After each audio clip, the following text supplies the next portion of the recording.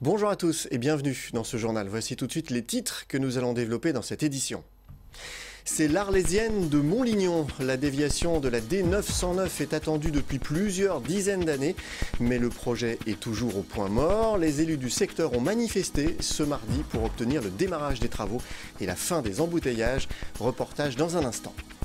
Le premier tour des élections législatives, c'est dans 3 semaines. Le mouvement En Marche mise sur de nouveaux visages pour donner une majorité à Emmanuel Macron à l'Assemblée nationale. Reportage en fin de journal. Le projet de déviation de la D909 à Montlignon est toujours au point mort depuis plusieurs dizaines d'années. Les élus de la ville et des communes voisines se sont une nouvelle fois mobilisés ce mardi pour réclamer le démarrage du projet. Reportage. Chaque matin, c'est 2 km de queue partout et c'est comme ça tous les jours. Et le soir, c'est pareil. Ils sont exaspérés. Ici, sur ce rond-point de Montlignon, ce sont 9000 voitures qui passent tous les jours. Ce mardi, une vingtaine d'élus ont bloqué le rond-point de Bury pour obtenir une déviation de la RD 909, une déviation qui mobilise ces élus depuis des années. Ça permettrait de désenclaver tous ces embouteillages et toutes les villes qu'elle traverse, depuis Bouffémont jusqu'à Aubonne. D'ailleurs, vous voyez, les maires des villes aux alentours sont là pour manifester à mes côtés et estiment que c'est un impératif que de construire cette déviation que nous attendons depuis plus de 60 ans. Pour ces élus, il y a bien sûr le problème des embouteillages, mais il y a aussi celui de la sécurité. Un accident chaque semaine, des camions qui se renversent en plein cœur de Montlignon. Vous imaginez que les habitants ne veulent pas en rester là. Les élus demandent au département de prendre ses responsabilités pour faire avancer le projet. Les études sont déjà faites et le conseil départemental s'est porté acquéreur d'une partie des terrains. Mais il faut 30 millions d'euros pour construire la déviation et Montlignon n'a pas été retenu par la région dans son dernier plan anti-bouchon. Une déception pour ces élus qui souhaiteraient au moins voir lancer une première tranche de travaux. Mais ils le promettent, ils redescendront manifester si rien ne bouge. En bref, la Chambre régionale de commerce a décidé de consacrer le mois de juin au commerce de proximité. Ce secteur d'activité est en petite forme. Du 29 mai au 27 juin, 11 conférences et tables rondes sont organisées en région. Pour le Val d'Oise, ce sera le lundi 12 juin. Les commerçants sont invités à exprimer leurs idées. Objectif, produire un livre blanc qui sera adressé au nouveau gouvernement. Il faut redonner vie au commerce de proximité, explique Didier Clint, c'est le président de la Chambre régionale de commerce d'industrie de Paris-Île-de-France. Il est au micro de VOTV. Il n'y a pas de développement économique s'il n'y a pas un commerce qui est dynamique. Et on sent bien qu'il y a une inquiétude aujourd'hui. On l'a vu, les soldes, ça marche moins bien qu'avant. On voit qu'il y a des commerces de centre-ville qui se ferment et qui ne trouvent pas de suite. Donc on doit redynamiser tout cet ensemble de commerces. D'où l'idée d'aller auprès de ceux qui exercent cette activité pour comprendre leurs attentes et préparer un livre de propositions, un livre blanc qui sera remis fin juin au pouvoir public avec un certain nombre de propositions très concrètes permettant de redonner vie à cette activité qui est essentielle au développement économique. Politique, dans 3 semaines, on vote pour élire les prochains députés à l'Assemblée nationale. La République En Marche, le mouvement d'Emmanuel Macron, a fait le plein d'investiture dans le Val d'Oise avec 9 candidats sur 10 circonscriptions. Et pour donner une majorité au nouveau président de la République, le mouvement parie sur le renouveau politique qu'il incarne. Regardez le reportage d'Angélique Boilet. Il y a quelques mois, difficile d'imaginer que ces candidats au profil divers se retrouveraient sur la même photo de famille. La voilà désormais complète. 9 candidats de la République En Marche, au total sur 10 circonscriptions, la 8e ayant été laissée au député sortant socialiste François Pupponi. Parmi ces 6 femmes et 3 hommes, la plupart ont déjà une expérience politique derrière, encartés pour certains, sans étiquette pour d'autres. Et puis, il y a les novices qui tentent pour la première fois d'obtenir un mandat politique. Les gens sont très enthousiastes à l'idée d'avoir des personnes de la société civile à l'Assemblée. Aujourd'hui, ça manque cruellement. L'Assemblée est quand même là pour représenter la nation, donc il faut des profils divers et variés. Et depuis que ma candidature a été annoncée, je reçois vraiment un flot de soutien et les gens y croient, les gens ont envie de ça. J'ai estimé qu'il était nécessaire et urgent désormais de s'engager. J'ai senti vraiment cette urgence de la situation face à la montée de des extrêmes. Et je ne suis sans étiquette, je ne me suis jamais engagée politiquement, même si je suis élue locale, mais c'est sans étiquette. Donc la spécificité, c'est quand les personnes comme moi qui n'ont pas voulu faire de politique jusqu'à présent se mettent à faire de la politique parce qu'elles estiment que c'est absolument nécessaire. Selon les représentants départementaux de La République En Marche, ces candidats incarnent parfaitement le renouveau politique si cher à Emmanuel Macron. Je pense qu'ils sont prêts, ils sont sur la ligne de départ et je pense que ça va être un marathon assez dur, assez rude, mais ils sont prêts, mentalement ils sont prêts et je pense que là ils gagnent à être connus et je pense que c'est ce qui est en train de se passer depuis quelques jours et là encore il se passe quelque chose, on voit bien que les militants, les Français adhèrent justement là aussi au renouvellement des candidats dans les circonscriptions et de nos députés. Au-delà des soutiens affichés de candidats à droite comme à gauche, l'enjeu pour le nouveau président de la République, obtenir une majorité de députés En Marche à l'Assemblée nationale pour constituer une majorité solide et faire passer ses réformes. Voilà, ce journal est terminé. Je vous en rappelle le principal titre. C'est l'Arlésienne de Montlignon. La déviation de la D909 est attendue depuis plusieurs dizaines d'années, mais le projet est toujours au point mort. Les élus du secteur ont manifesté ce mardi pour obtenir le démarrage des travaux et la fin des embouteillages.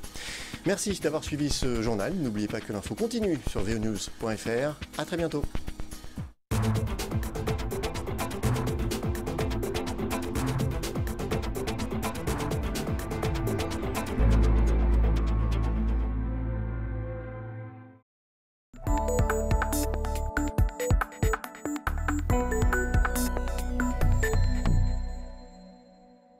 Qu'il pleuve ou qu'il vente, Alexandra rame tous les samedis matins.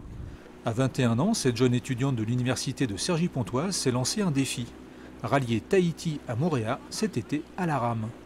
17 km de traversée sur l'océan pour une bonne cause, le don d'organes.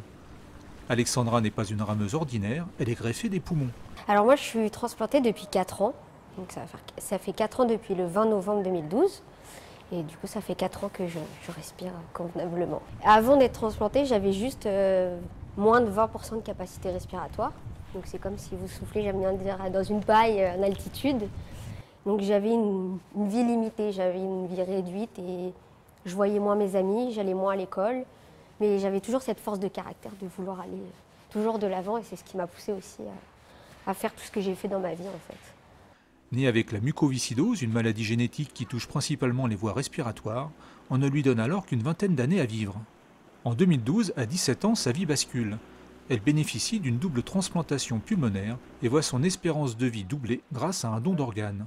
Cette traversée, c'est 17 km pour le don d'organes, donc pour promouvoir le don d'organes, parce que sans ce don, j'aurais pas été là. C'est aussi une manière de remercier mon donneur. C'est aussi une manière de montrer aux malades que même au plus profond, on a tous un rêve. Et mon rêve, c'était de partir à Tahiti et de faire du sport. Et donc, je vais le réaliser. C'est 17 km pour la vie, en fait, pour célébrer tout ça. Et j'ai galéré 17 ans dans ma vie. Je vais ramer 17 ans pour l'espoir. Ce pari un peu fou naît de la complicité qui unit depuis des années Alexandra et son ancien kiné. Installé désormais en Polynésie, c'est lui qui propose à son ancienne patiente et amie ce drôle de projet. Pour réaliser son rêve, Alexandra doit s'entraîner. Elle s'inscrit à la Société nautique de l'Oise, le club d'aviron de Pontoise. Touchée par le projet, la direction et les membres s'investissent financièrement, matériellement et humainement. Nous lui apportons surtout un encadrement un petit peu plus spécifique et individuel pour permettre à Alexandra de profiter et de progresser plus rapidement dans sa préparation donc pour le projet de cet été. Naomi est licenciée au club, elle accompagne Alexandra dans son entraînement. J'adore son projet, c'est vraiment un projet qui, je trouve ça beau et important à faire et du coup j'ai envie de la solliciter un maximum. Enfin, j'ai envie de donner pour elle, elle a envie de donner pour les autres et du coup si je peux ramer avec elle pour l'aider pour plus tard pour son projet, je le fais avec grand plaisir. Ramer ces 17 km n'est pas qu'un défi personnel pour Alexandra. Elle rame pour prouver qu'une greffe ça marche et qu'un don peut sauver une ou plusieurs vies. Pour parler de sa maladie et sensibiliser aux dons, elle a créé une page Facebook et une cagnotte sur un site participatif pour financer son projet.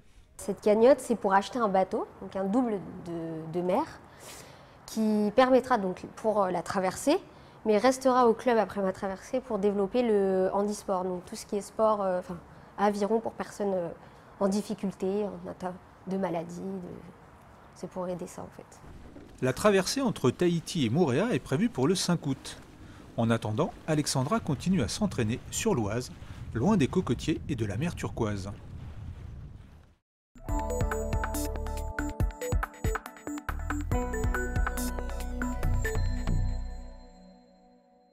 Amoureux de la petite balle blanche, préparez vos clubs et vos chaussures. Un nouveau golf vient de voir le jour dans le Vexin. Situé à Maudétour, dans le parc naturel régional, il propose un parcours classique de 18 trous, mais dans un cadre d'exception. L'aboutissement d'une histoire qui a commencé il y a bien longtemps.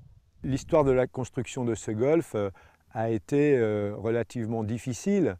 La propriétaire donc de ce golf, Madame Truffaut, a suivi un véritable parcours du combattant pendant près de 27 ans. Et voir ce golf ouvrir aujourd'hui, c'est incontestablement un véritable événement et un aboutissement particulièrement heureux pour Madame Truffaut. Dessiné par l'architecte Robert Berthet, créateur d'une cinquantaine de golfs, ce parcours de 75 hectares respecte avant tout de nombreuses contraintes environnementales. Les pierres du parcours proviennent du creusement de la retenue d'eau. Ce mini-barrage assure de manière autonome l'arrosage de certaines parties du golfe. Toujours dans cet esprit d'équilibre biologique, le parcours n'a pas de bunker de sable. C'est une volonté délibérée de l'architecte Robert Berthet. J'y verrai deux avantages. Un avantage en termes de l'entretien du parcours, car bien sur un golf, on va dire, avec des bunkers en sable, vous pouvez compter une bonne cinquantaine de bunkers, donc ça demande de l'entretien. Et puis, le deuxième avantage que j'y vois, et on revient à l'écologie, eh bien voilà, nos bunkers sont en herbe, ils sont naturels. Découvrir un nouveau golf est toujours un plaisir pour les passionnés. Annoncé comme un parcours plus technique que physique, les amateurs de beaux jeux devraient y trouver leur compte. C'est un parcours technique, réservé plutôt à la précision qu'à la puissance. L'architecte a voulu faire effectivement un parcours, on va dire, où on revenait aux origines du golf. Le golf est un sport de précision, plutôt qu'un sport de force. Ça mérite d'être découvert, donc déjà on voit de toute façon que c'est un golf jeune, qui mérite de vieillir un petit peu par ses fairways, qui sont très sympathiques, mais encore un petit peu jeunes, donc besoin d'être un peu plus épaissis, mais super fairway. Des couloirs, donc difficiles, pas spécialement prendre le driver à chaque fois au départ, parce que on peut vite s'égarer, donc des départs offerts sur quelques trous, mais vraiment par contre un site super varié, super agréable, pleine forêt, donc rien à dire. C'est vraiment un très très bon premier sentiment. Dans 4 ans, la France accueillera la Ryder Cup, l'un des plus grands événements du golf mondial. Largement le temps pour le golf de Maudétour de se faire un nom aux côtés des plus beaux parcours d'Île-de-France.